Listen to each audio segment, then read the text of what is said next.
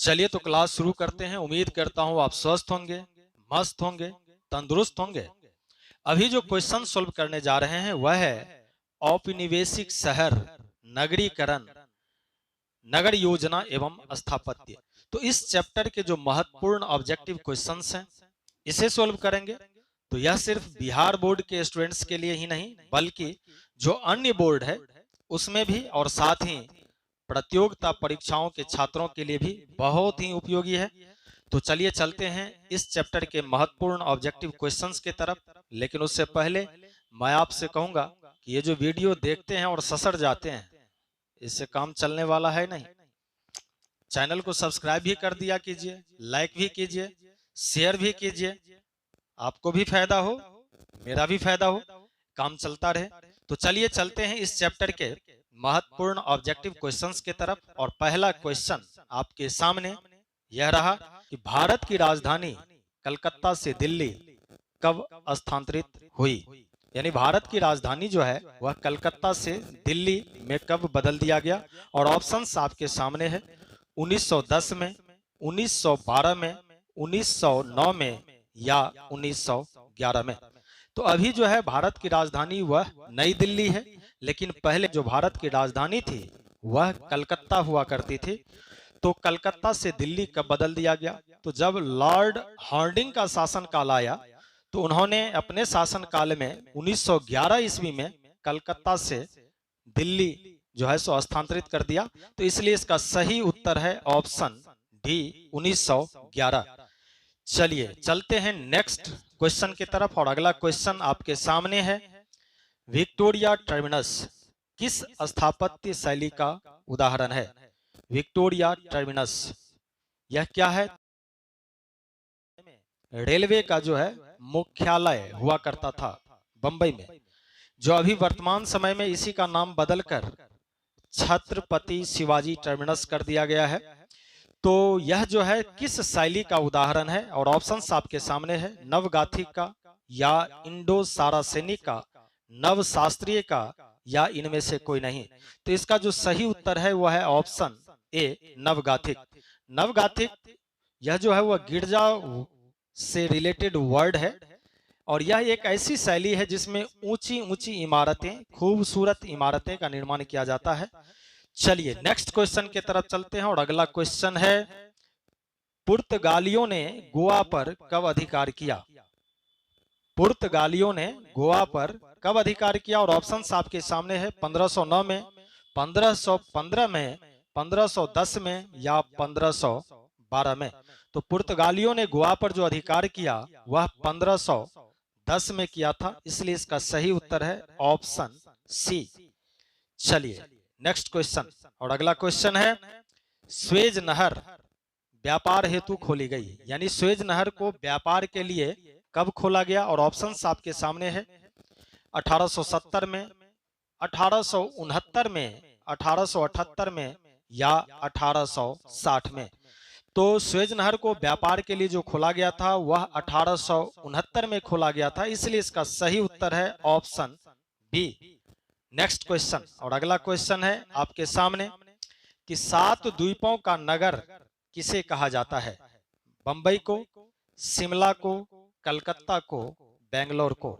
तो 7 द्वीपों का नगर कहा जाता है बंबई को, इसलिए इसका सही उत्तर है ऑप्शन ए। चलिए आगे चलते हैं और नेक्स्ट क्वेश्चन है। और अगला क्वेश्चन है अखिल भारतीय स्तर पर पहली जनगणना कब हुई? यानी अखिल भारतीय स्तर पर जो है वह पहली जनगणना किस वर्ष हुआ था? और ऑप्शंस आपके सामने है 1871 में, 1872 में, 1891 में, या 1894 में। तो पहली जनगणना जो है वह 1872 में किया गया। उसके बाद एक नियमित व्यवस्था बन गई, प्रत्येक 10 साल पर इसकी जनगणना होने लगी। दूसरी जनगणना जो है 1881 में हुआ है। तो अखिल भारतीय स्तर पर पहली जनगणना जो हुई है वह 1872 में, इसलिए इसका सही उत्तर है ऑप्शन बी। चलिए नेक्स्ट क्वेश्चन की तरफ चलते हैं। और अगला क्वेश्चन है वास्को डी गामा किस वर्ष भारत आया था? और ऑप्शंस आपके सामने है 1498, 1598, 1798, 1898। तो वास्को डी गामा जो भारत आया था वह 1498 में आया था, इसलिए इसका सही उत्तर है ऑप्शन ए।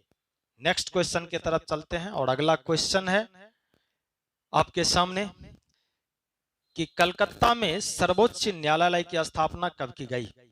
यानी सर्वोच्च न्यायालय की स्थापना जो है कलकत्ता में किस वर्ष हुआ था, और ऑप्शन आपके सामने है 1885 में या 1573 में, 1771 में या 1773 में। तो कलकत्ता में सर्वोच्च न्यायालय की स्थापना हुई है 1773 ईस्वी में, इसलिए इसका सही उत्तर है ऑप्शन डी। नेक्स्ट क्वेश्चन की तरफ चलते हैं और अगला क्वेश्चन है कि भारत में रेलवे की शुरुआत कब हुई थी, और ऑप्शन आपके सामने है 1753 ईस्वी में, 1973 में, 1853 में या इनमें से कोई नहीं।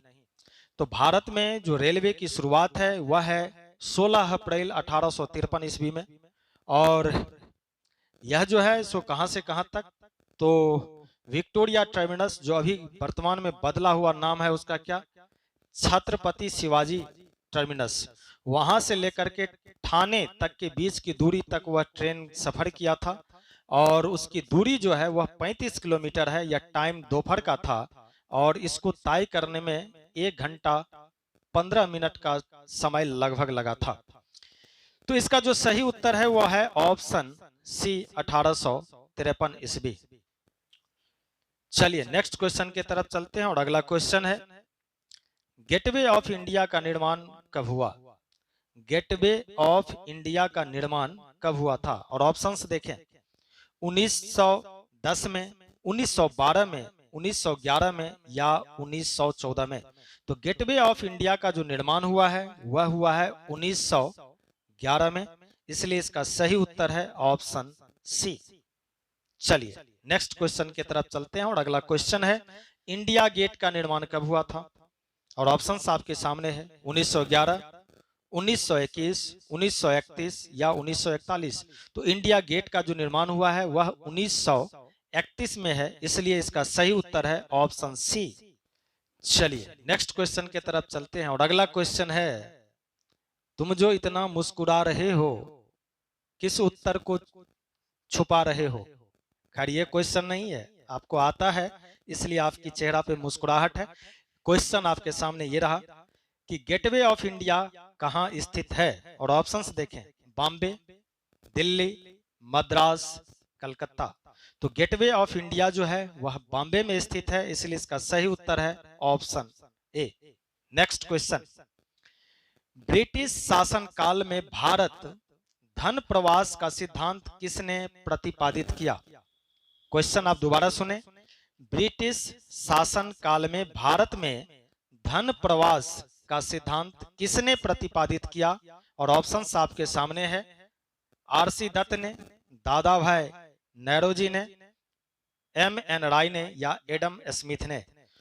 तो ब्रिटिश शासन काल में भारत में जो है धन प्रवास का सिद्धांत प्रतिपादित किया था दादा भाई नौरोजी ने, इसलिए इसका सही उत्तर है ऑप्शन बी। नेक्स्ट क्वेश्चन और अगला क्वेश्चन है फोर्ट विलियम किस शहर में स्थित है।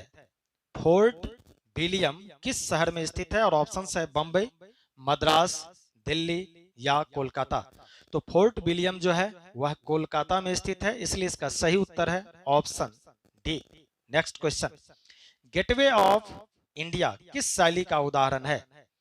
तो गेटवे ऑफ इंडिया जो है वह किस शैली का उदाहरण है, और ऑप्शंस आपके सामने है नव शास्त्रीय शैली का उदाहरण है, नव गाथिक शैली का है, इंडो सारासेनिक का है या इनमें से कोई नहीं। तो यह जो है गेटवे ऑफ इंडिया यह इंडो सारासेनिक शैली का उदाहरण है, इसलिए इसका सही उत्तर है ऑप्शन सी। यह शैली के विषय में हम लोगों ने पहले ही चर्चा कर लिया है। चलिए नेक्स्ट क्वेश्चन की तरफ चलते हैं और अगला क्वेश्चन है विलियम जोन्स ने एशियाटिक सोसाइटी की स्थापना कब की थी।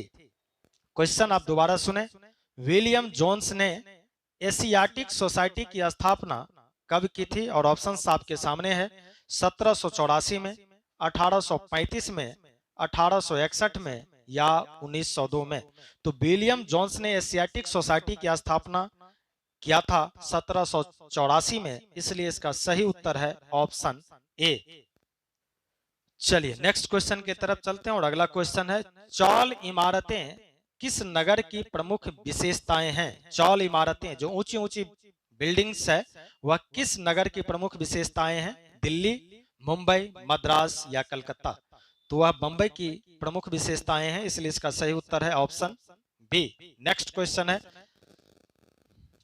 छोटे अस्थाई बाजार को क्या कहा जाता था? और ऑप्शंस आपके सामने है।